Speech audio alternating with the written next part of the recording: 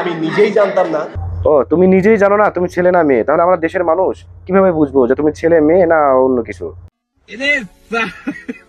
আমার এক নাচ পুরা দেশ বন্যায় তলিয়ে দিল। ও আচ্ছা, তাহলে দেশে এত প্রাকৃতিক দুর্যোগ এবং বন্যা হয়ে দেশে সব জায়গায় ভেসে তলিয়ে যাচ্ছে কি জন্য? তোমারই জন্য। এতদিন পরে বুঝলাম। সো পরবর্তী নাচ নাচলে দেশে কি হবে আমি ঠিক জানি না আসলে। না ভাই, তোমাকে আর নাচতে হবে না, কারণ তুমি নাচলে দেশে আবার করোনা ভাইরাস শুরু হয়ে যাবে, তাতে আমাদের দেশের বদনাম হয়ে যাবে। ভাই, কেউ আর একটু থামায়েন। যে আল্লাহ আমাকে এত ক্ষমতা দিয়েছে। হ্যাঁ, তোমার যে ক্ষমতা তা তোমরা দেখতেই পাচ্ছি। তুমি একবার মেয়ে, একবার ছেলে, আর একবার অন্য কিছু সাজো।